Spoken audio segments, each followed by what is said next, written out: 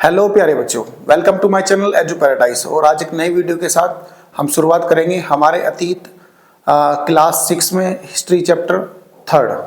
इससे पहले हमने 2 चैप्टर कराए आपको कंप्लीट।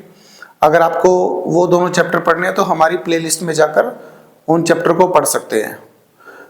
मैंने आपसे एक बात शेयर करी थी। मैंने कहा था कि आप अपनी प्राइमरी एजुकेशन को बहुत बेहतर बनाने की कोशिश करें ताकि आपको इन फ्यूचर कोई भी परेशानी ना आए। और अगर पेरेंट्स मेरी बात सुन रहे हैं तो वो भी इस बात को समझें कि बच्चों के लिए क्या ज़रूरी है। अगर बच्चा आपका किसी भी पर्टिकुलर सब्जेक्ट में वीक है तो उसकी जो वीकनेस है उस सब्जेक्ट के अंदर उसको दूर करने की कोशिश करें। चाहे वो आप किसी चैनल पर उसको पढ़ने के लिए प्रेरित करें या किसी अच्छे कोचिंग सेंटर में उसको जाने के लिए प्रेरित करें, ताकि आपके बच्चे का भविष्य जो है सुधर सके। और कुछ ऐसी चीज़ें हैं जो बच्चे को डिस्ट्रैक्शन कर सकती हैं। आशा है कि आप अपने बच्चों को उन चीज़ों से दूर रखेंगे और उनको पढ़ाई के लिए प्रेरित करेंगे। चलिए ज़्यादा समय ना वेस्ट करते हुए स्टार्ट करते हैं आरंभिक नगर क्लास 6 का चैप्टर नंबर 3। देखिए क्या है, पुराने भवन का संरक्षण। इसमें पहली हेडिंग है पुराने भवन का संरक्षण। इसमें 2 बच्चे हैं, जसपाल और हरप्रीत। जसपाल हरप्रीत गली में जब क्रिकेट खेलते रहते हैं तो उनको एक पुराना सा घर या खंडर दिखाई देता है। तो उसके बारे में सोचते हैं ये क्या है। वहां पर कुछ और लोग भी आते हैं और वो सोचते हैं कि भाई ये इतना जो पुराना घर है उसको देश के लिए क्या जरूरत है, वो है ना। तो वो देखते हैं और उसके बारे में सोचते हैं कहीं ना कहीं मंत्री जी को लेटर लिखा जाए और इसका संरक्षण किया जाए, इसको बचाया जाए। आखिर जसपाल और हरप्रीत के मन में ये सवाल था कि इस तरह के खंडर को बचाने की जरूरत क्या है, क्यों ना इसको तुड़वा के बनवा दिया जाए। तो इन सवालों के जवाब हम आगे देखेंगे। देखिए हड़प्पा की कहानी। हड़प्पा क्या है? हड़प्पा एक शहर है जो आज से लगभग 4000 वर्ष पूर्व इसकी उत्पत्ति हुई या इसको खोजा गया। देखिए जैसे कि आप जानते हैं कि अंग्रेजों के काल में रेलवे लाइन की शुरुआत की गई, रेलवे लाइन को बिछाया गया। और जब अंग्रेजों के काल के अंदर रेलवे लाइन को बिछाया गया तो उसमें ईंटों की आवश्यकता पड़ी। और भारत में जब रेल का निर्माण होता है, रेल की पटरी बिछाई जा रही थी, तो वहाँ उसके लिए ईंटों की आवश्यकता पड़ी और उन ईंटों को हड़प्पा जैसे नगर से उठाया गया। हड़प्पा नगर में बहुत सारे ऐसे खंडर थे जहाँ से उन ईंटों को लिया गया और उसके बाद रेलवे लाइन बिछाई गई, रेलवे लाइन का निर्माण करा गया। अंग्रेज लोग रेलवे लाइन का निर्माण क्यों करना चाहते थे, क्या आवश्यकता पड़ी कि उनको रेलवे लाइन का निर्माण करना पड़ा, रेलवे लाइन बिछानी पड़ी? उनको रेलवे लाइन का निर्माण और रेलवे लाइन को बिछाना इसलिए आवश्यक पड़ा ताकि वो अपने सामान को एक जगह से दूसरी जगह आसानी से भेज सके। देखिए मैंने लिखा 150 साल पहले रेलवे लाइन का निर्माण किया गया। आपको मैंने बताया रेलवे लाइन का निर्माण क्यों करा गया। इसके बाद इन शहरों का निर्माण लगभग 4700 साल पहले हुआ। जैसे मैंने आपको बताया कि हड़प्पा जो नगर बसे वो करीब करीब 4700 साल पहले बसे। और आप धीरे धीरे जानेंगे कि हड़प्पा के अलावा और भी बहुत सारे नगर थे जिनका निर्माण करीब करीब 4700 साल पहले हुआ। और इन नगरों को खोजा गया करीब करीब 19वीं सेंचुरी में इनको खोजा गया। बहुत सारे ऐसे पुरातात्विक लोग हैं जिन्होंने इन नगर को खोजा। जैसे कि मैंने आपको बताया कि 150 साल पहले जब रेलवे लाइन का निर्माण करा गया, उसके कुछ सालों बाद ही जब देखा गया कि ये हड़प्पा जो नगर थे वो आज से बहुत पुराने नगर माने जाते हैं, कि भारतीय उपमहाद्वीप के सबसे पुराने नगर में से हड़प्पा एक ऐसा नगर है जो करीब करीब आज से 80 साल पहले खोजा गया दयाराम साहनी के द्वारा। और भी बहुत सारे पुरातात्विक हैं जिन्होंने और भी नगर को खोजा। इसके बाद देखिए इन नगरों की विशेषता क्या थी। देखिए उस समय आप अंदाजा नहीं लगा सकते कि उन नगरों की विशेषता क्या हो सकती है, लेकिन लोगों ने पुरातात्विक के आधार पर उन नगर को खोजा और पता लगाया कि उस समय के लोग जो देखते थे कि हड़प्पा नगर की क्या विशेषता है। देखिए नगरों को 2 या 2 से अधिक ज्यादा हिस्सों में बांटा गया। जो कोई बड़ा नगर हुआ करता था उसको दो या दो से अधिक ज्यादा हिस्सों में बांट दिया करते थे। वो दो हिस्से कौन से थे देखिए, एक तो था नगर दुर्ग और दूसरा था निचला दुर्ग। देखिए नगर दुर्ग क्या था, पश्चिमी भाग छोटा था लेकिन ऊंचाई पर बना हुआ था, जिसे नगर दुर्ग कहा गया। जैसे कि आप जानते हैं कि भारत का जो पूर्वी भाग है और पश्चिमी भाग है, दोनों अपने आप में डिफरेंस है। जो पश्चिमी भाग है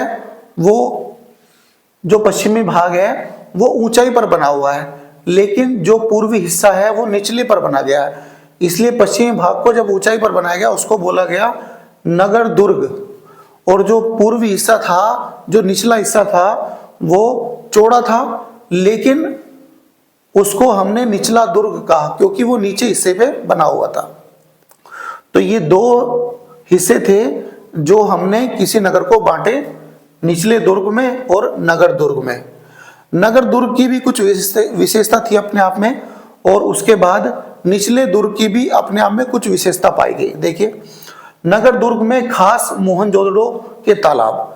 जब मोहनजोदड़ो की खोज हुई तो उसमें देखा गया कि उसमें बहुत बड़े बड़े तालाब पाए गए, जिनको हमने स्नानागार कहा। और ये जो स्नानागार हुआ करते थे किसी स्पेशल ओकेजन के लिए हुआ करते, स्पेशल खास दिन के लिए हुआ करते थे, जिसमें लोग स्नान करा करते थे। इसकी और भी बहुत खास बात थी। एक खास बात यह है कि ये पक्की ईंटों से बनाया गया था, जो तालाब था वो पक्की ईंटों से बनाया गया और इस पर प्लास्टर भी करा गया, और प्लास्टर के बाद इस पर प्लास्टिक की कोटिंग भी चढ़ाई गई ताकि जो पानी है उसका रिसाव ना हो सके। ठीक है। उसके बाद देखिए कालीबंगा व लोथल से अग्निकुंड मिले हैं। अग्निकुंड का मतलब ये था कि उस समय के जो लोग थे वो जैसे शादी ब्याहों में होता है कि बीच में अग्नि को रखा जाता है, उसके बाद फेरे लिए जाते हैं, उसी तरह अग्निकुंड होते हैं कि जो हमें कालीबंगा लोथल से प्राप्त हुए हैं। और ये भी ऐसे अवशेष है जो बताते हैं कि उस समय जो कालीबंगा और लोथल थे उनमें खास बात थी कि उसमें अग्निकुंड पाए गए। हड़प्पा व मोहनजोदड़ो से बड़े बड़े भंडार गृह मिले हैं। जैसे मैंने आपको बताया था कि कुछ नगरों में कुछ खास बातें पाई गई, कुछ नगरों में कुछ खास बातें पाई गई।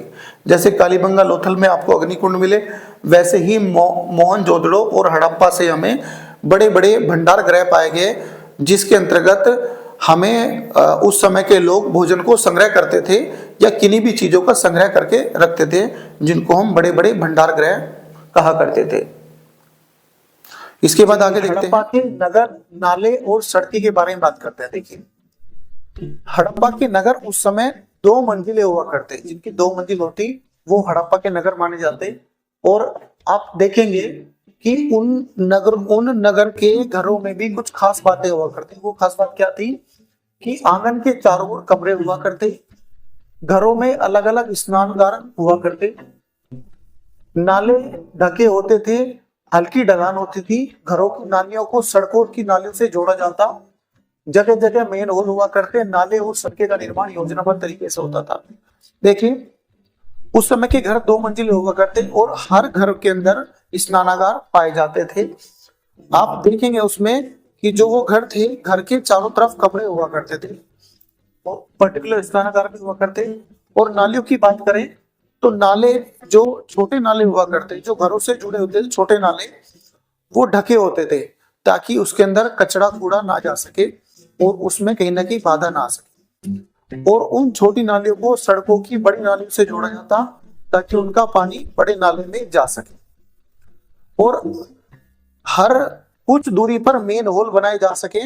मेन होल होते थे जिनमें समय आने पर सफाई की जा सकती थी, और कहीं ना कहीं अगर छोटे नाले में रुकावट आती थी तो उस रुकावट को मेन होल के जरिए उसको साफ किया जाता, दूर कर दिया जाता था उसको। तो इसलिए कहा जाता है कि उस समय के जो नाले और सड़कें हुआ करती वो योजनाबद्ध तरीके से बनाए जा करते, उनके लिए पर्टिकुलर नक्शे बनाए जाया करते, उसके बाद ही नाले और सड़कें का निर्माण होता था। उसके बाद देखते हैं नगरीय जीवन कैसा था उस समय का। हड़प्पा के नगरों में हलचल रहा करती। हलचल क्यों रहा करती? हड़प्पा कहीं ना कहीं व्यापार के लिए नगर माना जाता था उस समय, क्योंकि बहुत सारे बाहर के व्यापारी भी हड़प्पा में आया करते थे। उसके बाद देखेंगे उस हड़प्पा के नगरों में कुछ खास इमारतें हुआ करती थी। बहुमूल्य धातु को बाहर से लाए जाते थे। देखिए उस समय के ये जो हड़प्पा के जो शासक हुआ करते थे वो बहुमूल्य धातु के लिए हड़प्पा के जो लोग थे उनको बाहर भेजा करते थे और उनसे बहुमूल्य धातु उनसे मंगवाया करते थे। सोने और चांदी के आभूषणों को अपने पास रखते थे।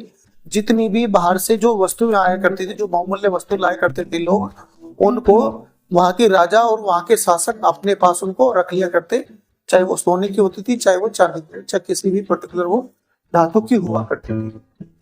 यहाँ लिपिक भी पाया जाता है। लिपिक वो होते थे जो मोहर के ऊपर छपाई किया करते थे। जैसे आज के दौर में देखते होंगे आप, स्टंप लगाते हैं, स्टंप पर लिखा होता है, तो जो लिखने का काम होता था वो लिपिक का काम होता था। लिपिक पाए जाते थे जो मोहरों पर लिखते थे। नगरों में शिल्पकार स्त्री पुरुष भी होते थे जो खास चीजें बनाया करते थे। नगर के अंदर कुछ शिल्पकार पाए जाया करते थे, चाहे वो स्त्री हो चाहे वो पुरुष हो, वो भी कुछ ना कुछ खास चीजें बनाया करते। उस समय लोग लंबी दूरियां तय करते और वहां से किस्से कहानियां मिलाते थे। देखिए लोगों को काम, वहां के जो शासक हुआ करते थे वो लोगों को बाहर भेजा करते थे और वहां से बहुमूल्य वस्तुओं का आयात निर्यात करा करते थे। और जब बाहर की वस्तुएं हड़प्पा नगर में लाई गई तो वहां के लोग जब बाहर जाया करते तो वहां की बाहर से जो कहानियां किस्से हुआ करते थे वो भी साथ लेके वो आया करते थे। बहुमूल्य धातु तो वो लाते ही थे, साथ में वो कहानी किस्से भी लाया करते थे अपने साथ साथ। इसके बाद आगे देखते हैं। देखिए चलिए नगर और नए शिल्प के बारे में पढ़ते हैं। देखिए मैंने आपको बताया था कि हड़प्पा के नगरों से बहुत सारी चीजें हमें प्राप्त हुई थी। कुछ वस्तुएं बाहर से आयात की गई, कुछ वस्तुओं का निर्माण कहीं ना कहीं हड़प्पा के अंदर ही करा गया। जैसे कि पत्थर, कांसे, तांबे और सोने और चांदी, ये सब बाहर से मंगाए जाया करते। आगे आप देखेंगे कि ये चीजों का आयात कहां से करा जाता। तांबे और कांसे से औजार, हथियार, गहने और बर्तन बनाए जाते। मैंने आपको बताया था धातुओं का उपयोग उस समय के लोग औजार बनाने के लिए क्या करते, बर्तन बनाने के लिए क्या करते और गहने बनाने के लिए भी क्या करते। बहुमूल्य धातु से कहीं ना कहीं गहने बनाए जाया करते। पत्थरों की मोहरें बनाते तथा इन पर जानवरों के चित्र भी मिलते। मैंने आपको बताया था कि इससे पहले कि जो पत्थर हुआ करते, पत्थरों को तराशा जाता, पत्थरों पर अलग अलग प्रकार के चित्र बनाए जाते ताकि उनको देखने में आकर्षक लगे, वो देखने में आकर्षक लगे। काले रंग के मिट्टी के बर्तन हुआ करते, उनको भी तराशा जाता ताकि जो मिट्टी के बर्तन है वो देखने में आकर्षक लगे। अधिकांश वस्तुओं का निर्माण विशेषज्ञ द्वारा ही किया जाता तथा उनके द्वारा पत्थरों को तराशना, मनके को चमकाना और अगर किसी पर्सन का स्टैचू बनाया गया है तो उस स्टैचू पर जो पर्सन की दाढ़ी है उसको भी अच्छी तरह तराशना, ये काम विशेषज्ञों का हुआ करता। पत्थर व शंख प्राकृतिक रूप से पाए जाते। देखिए पत्थर और शंख जो दोनों हैं ये प्राकृतिक रूप से पाए जाते हैं। लेकिन फेंस क्या है, ये भी एक तरह का पत्थर है लेकिन ये कृत्रिम रूप से बनाया जाता है। कुछ पत्थरों को पीसकर उसमें कुछ गोंद मिलाकर बनाया जाता, फिर उसको कहीं ना कहीं चमकाने के लिए उस पर पॉलिश की जाती, उसको बोलते हैं फ्रेंस। आगे देखिए कच्चे माल की खोज। मैंने आपको बताया था कि हड़प्पा में बहुत सारी चीजें बाहर से लाई गई, कुछ हड़प्पा में थी, कुछ बाहर से लाई गई। अब देखते हैं हम कच्चा माल किसको कहते हैं। जो कच्चा माल होता है उसका मतलब वो प्राकृतिक रूप है उसका। तो कच्चा माल उन पदार्थों को कहते हैं जो प्राकृतिक रूप से प्रकृति में पाए जाते हैं। जैसे किसान क्या करता है, किसान कपास उगाता है, तो कपास क्या है, वो कच्चा माल है और फिर उस कपास से कताई बुनाई करके कहीं ना कहीं उससे कपड़े तैयार किए जाते। तथा लोहा, सोना और चांदी बहुमूल्य पदार्थ का आयात करना, उस समय इन चीजों का आयात बाहर से किया जाता। अब देखते हैं कि किन चीजें का आयात कहां से किया गया। राजस्थान से तांबा मंगवाया गया। जो टिन है, टिन को ईरान और अफगानिस्तान से मंगाया जाता था उस समय। लोहा जो सोना है, सोने को कर्नाटक से मंगाया जाता, और जो बहुमूल्य पत्थर है वो 3 जगह से मंगाए जाते थे उस समय, गुजरात, ईरान और अफगानिस्तान से। इन चीजों का जो आयात होता था वो पर्टिकुलर जगह से होता था, क्योंकि हर जगह हर चीज की बहुलकता नहीं होती, तो किसी जगह कोई चीज ज्यादा पैदा होती है तो उन चीजों को बाहर से आयात किया जाता है। देखते हैं नगरों में रहने वाले लोगों के लिए भोजन। जैसे कि आप जानते हैं कि कुछ लोग शहरों में रहा करते हैं, कुछ लोग गांव में रहा करते हैं, और गांव में खेती बाड़ी ज्यादा होती है। गांव में गेहूं, जौ, मटर, बाजरा ये सब उगाए जाते हैं, और इन चीजों का आयात फिर करा जाता है, निर्यात करा जाता है इन चीजों का शहरों की तरफ, क्योंकि शहरों में इन चीजों को उगाना बड़ा मुश्किल है, क्योंकि वहां पर इंडस्ट्रियल एरिया पूरा पाया जाता है। देखिए, लोग नगरों के अलावा गांव में रहा करते थे, क्योंकि मैंने आपको बताया कि लोग 2 जगह ही रहते हैं, या तो शहर में रहते हैं या गांव में रहते हैं। गांव के लोग खेती बाड़ी करना पसंद करते हैं, क्योंकि वहां पर ज्यादा खेती होती है। गांव के लोग क्या करते हैं, अनाज को उगाना, जानवरों को पालना, तथा हड़प्पा के लोग गेहूं, जौ, दाल, मटर, तिल, सरसों उगाते थे, और इनको उगाकर इनकी बहुतायत पाई जाती थी, और इनको उगाकर वो शहरों को भेज दिया करते, या शहरों में जाकर बेच दिया करते इन चीजों को। तो इस तरह शहरों के लोगों को कच्चा माल प्राप्त हुआ करता गांव के लोगों से। जमीन की जुताई के लिए वो हल का प्रयोग किया करते। देखिए, जैसे कि आप जानते हैं थोड़ा बहुत कि हड़प्पा के नगरों में हल नहीं पाए गए, लेकिन हल के छोटे छोटे खिलौने पाए गए, और खिलौना तभी बनाया जाता है जब कहीं ना कहीं उसके अवशेष उस क्षेत्र में पाए जाते हैं, तभी बच्चों के लिए खिलौने बनाए जाते हैं। सिंचाई के लिए लोग कुछ तरीके अपनाते थे, जैसे जल को इकट्ठा करना, एक तालाब बना देना, या सिंचाई के लिए पहले वो तालाब बनाया करते, और तालाब में बारिश का पानी भर लिया करते, उसके बाद उन तालाबों से वो अपने खेत के अंदर सिंचाई कर लिया करते। इसके अलावा बहुत सारे तरीके हुआ करते जिससे वो अपनी सिंचाई कर सकते थे। कब? जब उस क्षेत्र में पानी की बहुतायत ना हो या पानी की कमी हो। हड़प्पा के लोग गाय, भैंस, बकरी भी पालते थे, जिनसे दूध प्राप्त हुआ करता, और चारागाह के लिए लोग दूर तक जाया करते थे। मछली पकड़ना तथा जानवरों का शिकार करना, ये सब गांव के लोग किया करते थे। जब चारा एक जगह खत्म हो जाया करता तो लोग चारे के लिए दूर दूर तक जाया करते, साथ में मछली पकड़ लिया करते वो, और हिरन जैसे जानवरों का शिकार कर लिया करते अपने भोजन के लिए। उसके बाद देखेंगे कि गुजरात में हड़प्पा कालीन नगर का सूक्ष्म निरीक्षण। देखिए, कच्छ के इलाके में धोलावीरा नगर पाया गया, जिसमें साफ पानी, उपजाऊ जमीन पाई गई, और साबरमती नदी के पास जो लोथल नगर मिला उसमें कुछ मोहरें पाई गई। जैसे कि मैंने आपको बताया कि जो धोलावीरा नगर था, धोलावीरा नगर कहीं ना कहीं खेती के लिए अच्छा था, क्योंकि वहां साफ पानी मिलता, उपजाऊ जमीन मिलती, और इस कारण ही कहीं ना कहीं धोलावीरा के अंदर भी खेती बाड़ी होने लगी, खेती की जाने लगी, और उस चीजों को शहरों में भेजा जाने लगा। साबरमती नदी के पास लोथल पाया गया, और लोथल जो था वो कहीं ना कहीं बंदरगाह था, जिससे लोग वहां पर माल लाया करते और वहां से माल दूसरे जगह पर ले जाया करते। तो लोथल कहीं ना कहीं बंदरगाह का कार्य करा लोथल शहर ने। उसके बाद देखेंगे सभ्यता का अंत का रहस्य। जो हड़प्पा सभ्यता हुई है उसका रहस्य, उसके अंत का रहस्य क्या था।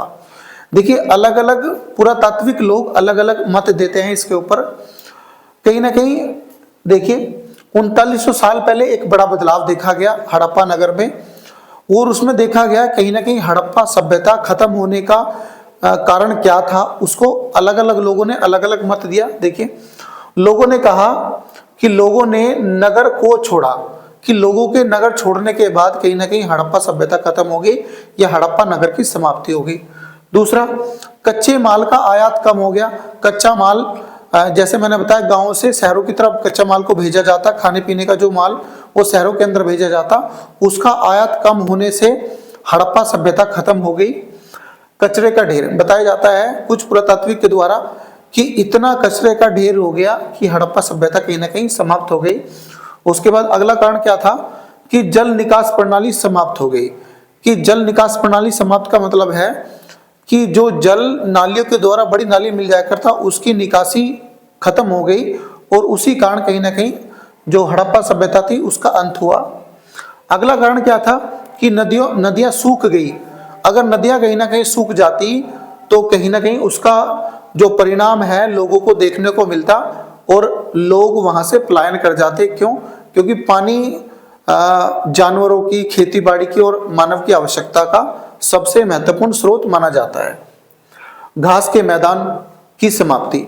उस समय जो चरवाह हुआ करते, जो अपने जानवरों को चरने के लिए दूसरी जगह ले जाया करते, तो कहीं ना कहीं घास के मैदान की समाप्ति होने के कारण से भी बताया जाता है कि हड़प्पा सभ्यता समाप्त हो गई। उसके बाद देखेंगे आप, सिंध व पंजाब की बस्तियां उजड़ गई। क्योंकि मैंने बताया आपको कि आज का जो आधुनिक क्षेत्र है, जो हड़प्पा है, वो आधुनिक पाकिस्तान के अंदर लगता है। तो देखेंगे आप, इन चीजों के कारण से ही कहीं ना कहीं सिंध व पंजाब की बस्तियां उजड़ गई। तो देखा आपने चैप्टर 3 को, चैप्टर 3 हमने स्टडी करा। इससे पहले 2 चैप्टर हमने और कराए हैं। ये तीसरा चैप्टर था जो हमने कंप्लीट किया। इसकी जो एनसीईआरटी क्वेश्चन है हम कोशिश करेंगे जब हम थ्योरी पढ़ा लेंगे उसके बाद ही हम एनसीईआरटी क्वेश्चन आपको कराएंगे। तो अगर आपको हमारी वीडियो अच्छी लगे तो लाइक करें, चैनल को सब्सक्राइब करें।